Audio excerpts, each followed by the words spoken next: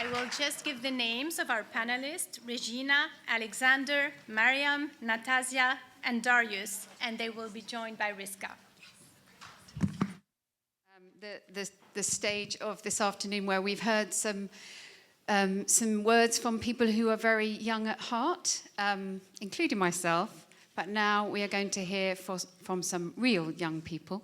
And my job is to make that easy for them to share their thoughts with you today.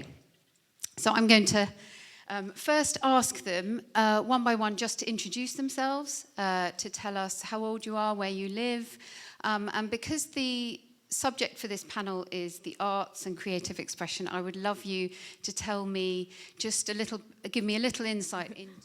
My name is Alex. I'm from Houston, and I'm also really into music. I play the trumpet and I sing, but most of all, I have a real passion for photography. On them. Thank you. Alex and Natasha, you've both been involved in the Global Challenge at your schools. How have you used the arts and creative expression specifically, either within your personal projects or within the Global Challenge, to raise awareness for the goals at your school? So, like I said before, I'm really passionate about photography, and I think that's because it has a way of transcending barriers, whether they be language barriers or national barriers, as a form of art, in a way that other mediums of communication cannot. So a little bit of background information. My dad was born in Mexico City, so that makes me half Mexican, and so I'm really passionate about particularly the immigration issue in the United States right now. So in case you don't know, there's a problem. A lot of people are coming in from Central and South America, and I think you could say that it has not been handled in the best way that it could be handled. So after an incident at the end of last year, I decided to do something about this. So recently I started working on a personal project of mine. I traveled actually to El Paso, Texas, right on the border, and Ciudad Juarez, which is the city in Mexico right across the border. And I took photos of the migrants, I spoke to some of them, I interviewed them, and I'm hoping to compile these photos along with snippets of the interviews into a book in order to humanize these people, because they're really coming here because they have no other option. These are human beings, and I think a lot of the time when you hear such negative narratives here in this country particularly, people can forget that. So I'm really trying to fight against that using the power of art, in particular photography.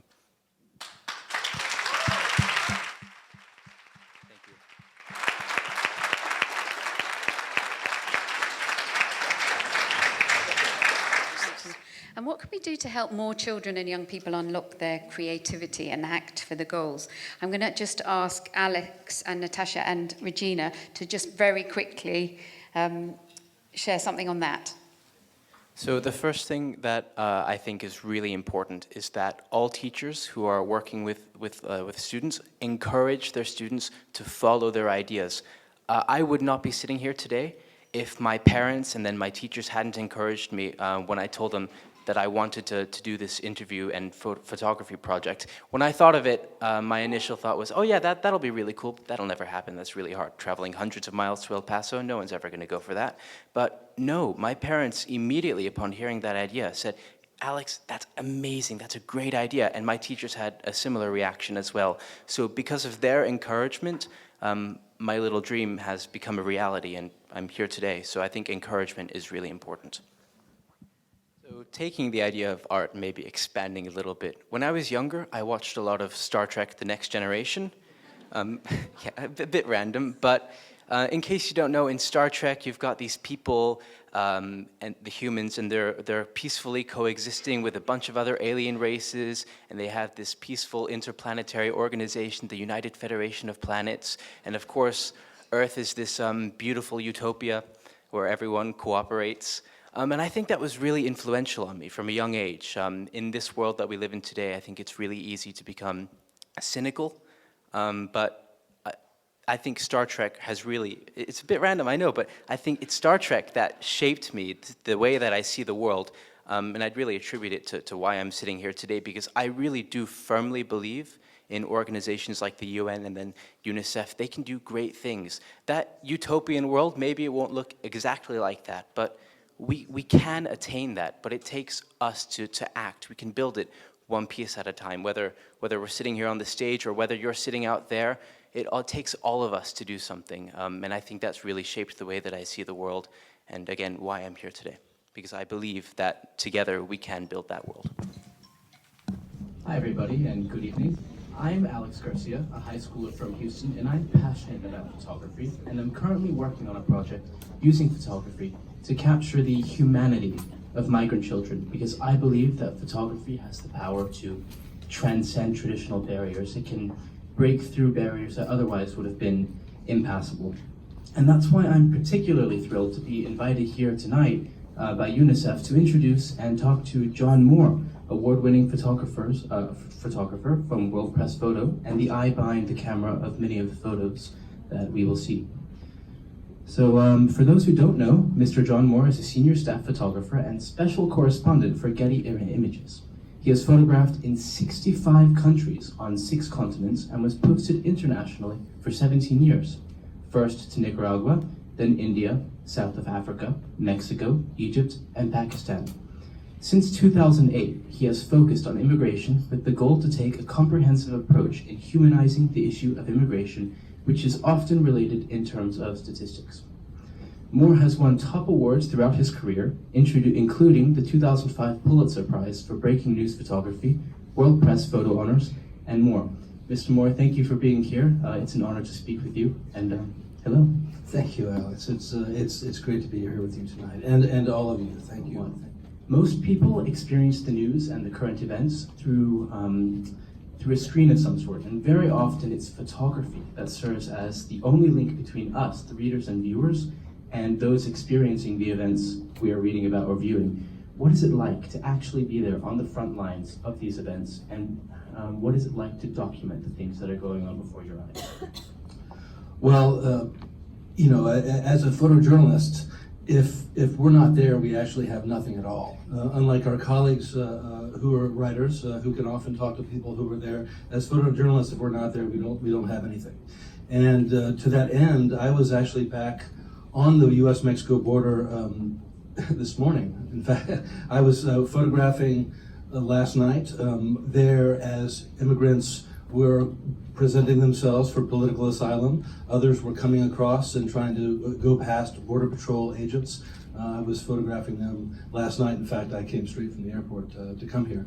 And so for me, trying to tell this story, yes, on the front lines, but also well behind the front lines, if you will. I worked in Latin America for much of my career, earlier in my career. And so living in Mexico and living in Central America sort of gave me a window to why people come up and why people will leave everything behind for an extremely uncertain future. And so I've come up on the freight train known as La Bestia, the Beast, with groups of immigrants coming north. And I photographed Border Patrol agents just last night who were there, whose mission it is to execute U.S. government policy on the border, which, as we know, has changed. And so over the last 10 years, I've seen lots of changes in the demographics of people who are moving from one place to another.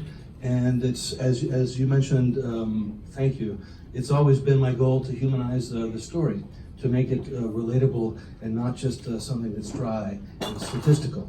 And that's always been my goal, and I still find strength. The camera's not a shield. It's a source of strength, because I do believe that what we do matters in telling stories that matter. Absolutely, I completely agree with you, and thanks for that. That was super interesting. So question number 2. If I say Take Men, or the flag raising at Iwo Jima, or even Ellen's Oscar selfie, I think most people in this room would be able to picture at least one of these iconic photos.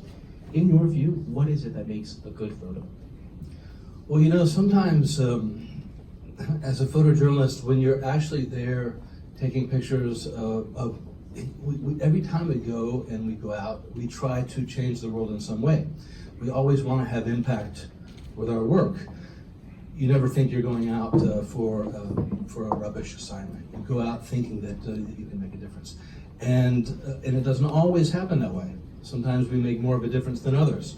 I can tell you a story from Joe Rosenthal, from the flag raising over Iwo Jima. He took that picture and told people immediately after the event that he blew it. He said, there was a historic moment, and I didn't get any of those 6 Marines' faces in the picture. It's nothing.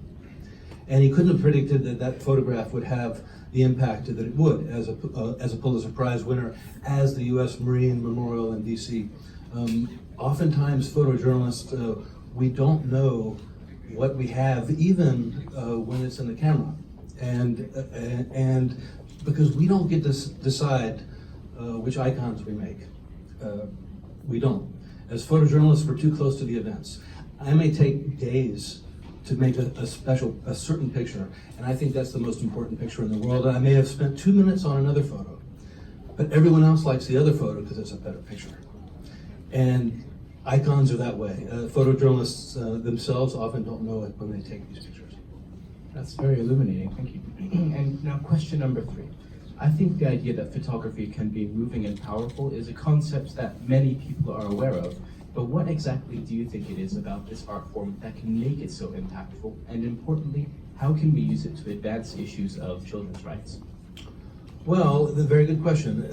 Photography is, of course, so broad. There's so many types of photography, and there is an appetite for photography that we've never seen in history because everyone wants to see pictures. But photography and photojournalism are not the same things. And World Press Photo celebrates photojournalism and storytelling, and that is the brand of photography that I have been involved in. So for me, yes, it's important to have strong pictures. But strong pictures are what bring people into the story. If the photos are weak, if the photos are bland, I mean, as you mentioned, people consume news on their phones oftentimes, and they swipe and they swipe, and they take less than a second for each image, and you see thousands of pictures or videos in some form or fashion every single day. And for people to stop and take a look and spend time with a photograph, that's what makes it good. And one final question for you, Mr. Moore. What would you say to young and aspiring photographers such as myself? Shoot great pictures. No, I mean, honestly, as I touched on, there is an incredible hunger for content. People want to see new pictures. They want to see journalism. They want to see it all day long, all the time. And so the content is there. The appetite is there. For young photojournalists, young photographers in the business, my advice is to learn everything, not just how to make photographs, but how to shoot video, how to tell stories in different ways. Because when people consume media, they do so in a way that's very different from before. And as photojournalists, we can tell stories in many different ways. I specialize in stills, but I also shoot video as well, and I do audio interviews because sometimes those stories sometimes those methods tell the story in a better way. And so my advice is to learn it all, follow your passion, and there will be an appetite for it. Thank you, Mr. Moore, for providing such interesting perspectives. And thank you to UNICEF for inviting me here tonight. Thank you, Alex.